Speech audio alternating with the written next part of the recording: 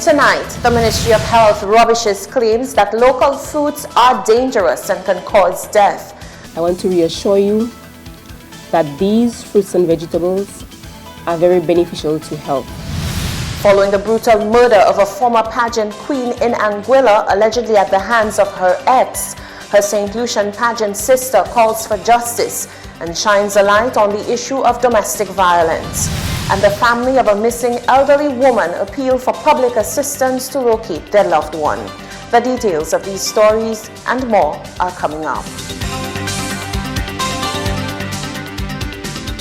This is the Hot 7 Nightly News with Lovelace and Amy Joseph. Good night. It is Tuesday, the 10th of September, 2019. Welcome to the Hot 7 TV Nightly News. We're on Flow, channel 117, also being simulcast on KISS FM.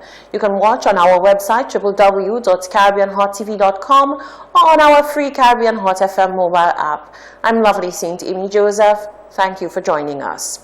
The chief nutritionist in the Ministry of Health is sounding a call to St. Lucians to pay no attention to fake news circulating via social media regarding the supposed dangers of common tropical fruits. Beware of fake news meant to incite fear or panic.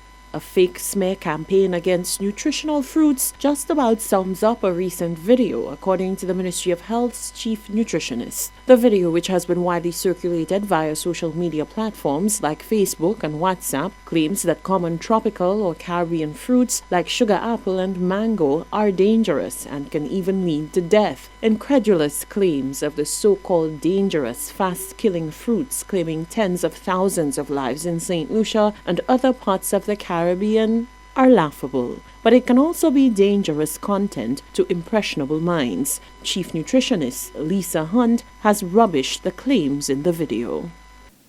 Don't allow one video to confuse us, to allow us to doubt all the information, all the knowledge, all the scientific research that has been done, and there are numerous on the benefits of those fruits.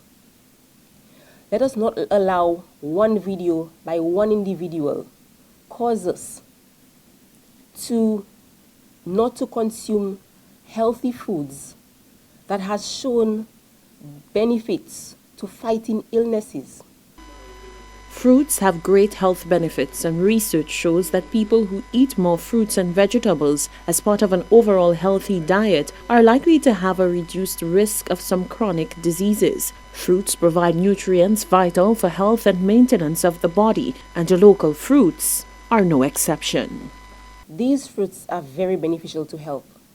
They are high in nutrients, they are high in phytochemicals, which helps to protect us from illnesses, which helps us to prevent chronic diseases, which help to prevent cholesterol. They are high in fiber. They are high in vitamin C that helps to combat and damaged cells, that helps to restore our health, that helps to build our immune system. Avocado, for example, is eaten all over the world. It helps to reduce cholesterol, the bad cholesterol, and helps to improve the good one. So don't allow one video to damage what we have built, what we have done to inform people about those foods and to help them to consume more of them. Hunt says the safety of local fruits and the tremendous health benefits are not only backed up by science, but also by anecdotal evidence from generations of Caribbean people. I want to reassure you that these fruits and vegetables are very beneficial to health. They have been consumed over time by our ancestors, and they continue to be consumed by many people in St. Lucia. To date, there are no deaths or illnesses caused by those fruits and vegetables. Fruits are sources of many essential nutrients that are underconsumed, including potassium, dietary fiber, vitamin C, and folic acid. Most fruits are naturally low in fat, sodium, and calories. None have cholesterol. So, have yourself some fruit today. Former Miss St. Lucia Louise Victor is mourning the untimely passing of her pageant sister in Anguilla, who was stabbed to death by her ex-boyfriend on Sunday. Victor competed alongside the Anguillan pageant queen at the Caribbean Tourism Pageant. She says she hopes for swift justice for her friend, and she shines a light on the issue of domestic violence. Rochelle Gonzalez reports. Former Miss St. Lucia Louise Victor recalls the moment when she received the heart-stopping news of a dear friend's death over the weekend. Taitu Goodwin, who is the daughter of former Anguillan ambassador Bruce Goodwin, was killed in a knife attack by her ex-boyfriend on Sunday night. Victor and Goodwin shared a pageant stage when they competed in the Caribbean Tourism Pageant in 2013. She said she is yet to come to terms with the shock. Nothing could have prepared you for it. I would have known Taitu from competing regionally and representing St. Lucia. And I remember the first time I heard her name and then meeting her and just how pleasant and how much of a beautiful soul she was. I was like, okay, I'm going to name my daughter that one day. And I remember coming back and telling my little brother, I just love the name. She also went to Cardiff University, which happens to be my alma mater as well. And she was just such a driven young lady. When I heard her dad speak last night, it's really a case of domestic abuse and a message to women to do what you have to do to get out. In that case, she did, because he was actually her ex who, I guess, sought revenge, because almost like who was she to have moved on with her life. I'm here to say to men that you don't own women. A woman has the right to choose what she wants with her life, that she has the right to make whatever decision she wants to with her life. Victor said there is a need for more education and sensitization on the topic of domestic violence, as it is ever present in society. She said domestic violence does not discriminate and anyone could be affected. It is a misconception that only some women are easier victims of abuse of any sort. It can happen to any one of us, and in as much as it may be more, women may be more vocal in speaking about the abuse, we also have to bring in the balance of men who silently face abuse and are emasculated by their partners. And in as much as we speak of women empowerment, I think that women empowerment also comes with that balance of that emotional intelligence of men, which I think is what is lacking in our society and what drives men to feel that sense of entitlement. Because, I mean, the system, and historically, they have had the upper edge. And in as much as women have made strides, you just never know who. Victor said it is important to recognize the early signs, no matter how small they may be, listen to your gut instinct, and make an exit strategy. She went on to say that there is a pressing need for legislation to be reviewed and changed on the issue of domestic violence. I think it's about taking different approaches. I think it's also about our laws and whether we need to revise them and update and see where they are and the type of power that it speaks to in terms of the police. And are we doing any analysis of all of those reports? What is the trend in the last 5 to 10 years?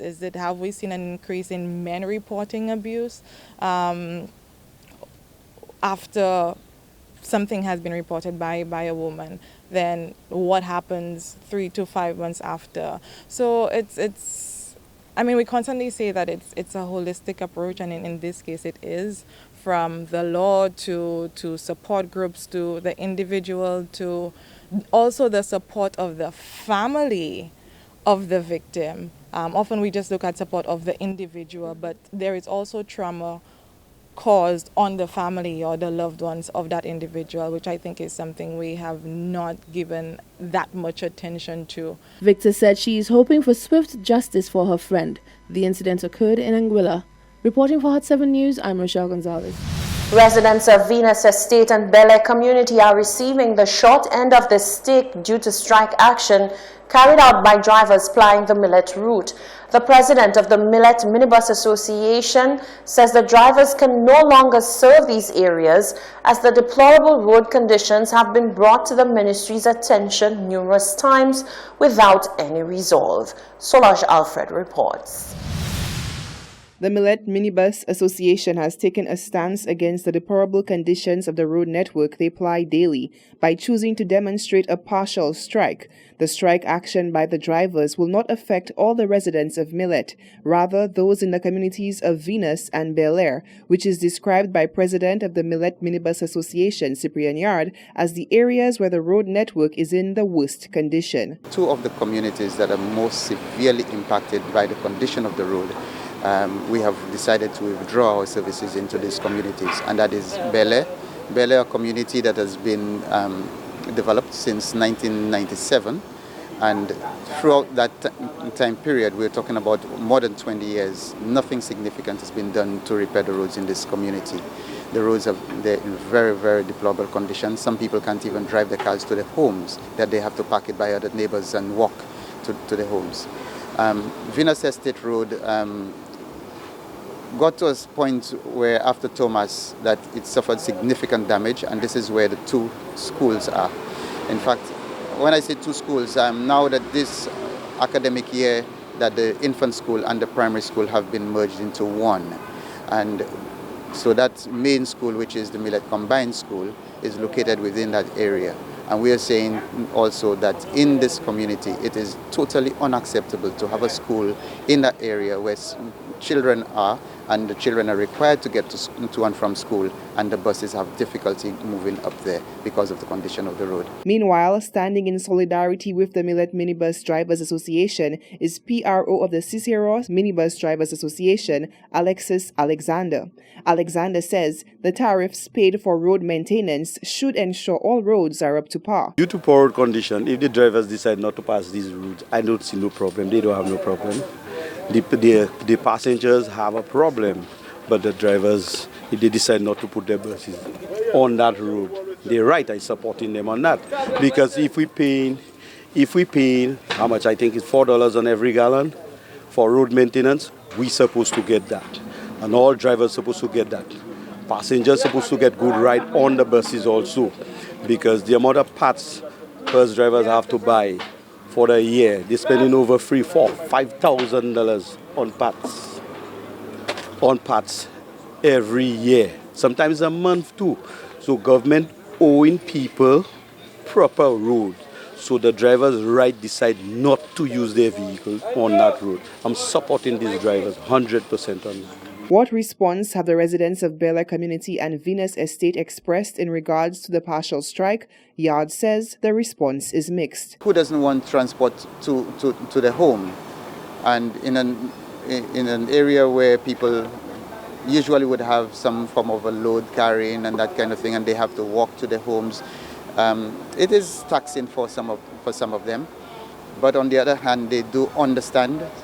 Most of them do understand, and they rely on the Minibus Association as well to be the leader and to be the party in the forefront of rallying for on behalf of the communities, so that the roads could be repaired. Because after all, they say that it is our livelihood, it is our trade, and then we need to have better roads. So they do understand that, and they are very supportive. The president of the Millet Minibus Association says the length of the partial strike action will all depend on the powers that be and their willingness to resolve the issue by maintaining and restoring the road network to an acceptable condition. Reporting for Hot 7 News, I am Solange Alfred. The General Secretary of the Civil Service Association, Claude Paul, is hoping to bury the hatchet with the St. Lucia Electricity Services Limited, LUCELEC, following a tribunal decision which ruled in favor of the workers. Paul says he would like to see peace between the union and the company after a battle which spanned well over 6 years.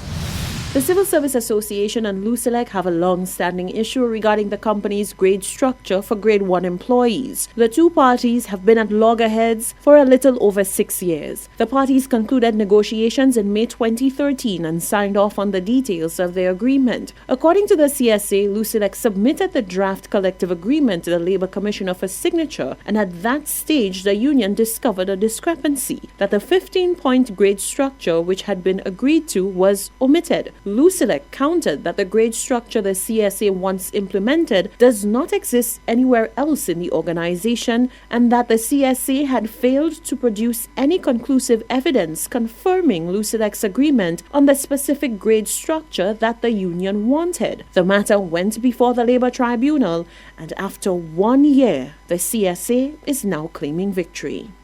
In our view, it has ruled in favor of the workers of Lucelec, so that the grade structure, according to the decision, should be inserted into the collective agreement. Now that collective agreement has not been signed since it's the 2011 to 2013 collective agreement for Lucelec. And of course, since then we'd have 2 more to negotiate. And so therefore we would wish that Lucelec would accept the decision of the tribunal and would let's settle this agreement and begin negotiations for the 2 succeeding agreements, which of course are outstanding. As a result, the workers there would not have received a salary increase since that time. And so we think it's high time that we put this matter to rest. Paul says Lucelec needs to do what is right for its workers at the soonest. Well, I think it's a very straightforward matter. It would surprise me, although they have a right to seek review on all things, and I mean we don't have a difficulty with that. But I think given the history of this one, I am hopeful that good sense will prevail here, and we try to find a resolution to this, or at least implement the decision of the tribunal, and let us move on. It's time. In a statement on the matter last year, the CSA made inflammatory statements to which Lucelec responded, chastising the union for name-calling and saying that the statement was an attack on the company. The CSA had noted that Lucelec, quote, is guaranteed a profit by law and operates as the lone power company in the state, which is in effect a monopoly. In the court of public opinion, the board and management of Lucelec is guilty of corporate greed and has been using substantial resources at its disposal to hire legal expertise to avoid doing what is just and right, end quote. Now, the General Secretary said the union is looking to bury the hatchet and move forward on a positive note with Lucelec. Before we go to break, this important notice from the Ministry of Education. Parents and guardians of students enrolled at the St. Lucia Sports Academy are kindly asked to note that classes will commence at the Pastoral Center in Marisil on Wednesday, the 11th of September. That's tomorrow. Transportation for staff and students will be provided from the following locations: next to the Grosley Fire Service Station from 8 a.m., next to Dilly's Supermarket in Castries from 8 a.m., the Rare Car Park of Courts Marisil from 8:35 a.m. The Department of Education apologizes for any inconvenience caused, however wishes to assure parents and guardians that all efforts are being made to provide a conducive and comfortable learning environment for their children. This is the Hot 7 TV Nightly News. Still to come, the family of a missing 71-year-old woman appeal for public assistance to locate her. The Ministry of Health says the bed bug issue is not as grave as it is being made out to be. And criminals, beware, the law is coming for you, even across borders. That and more when we return.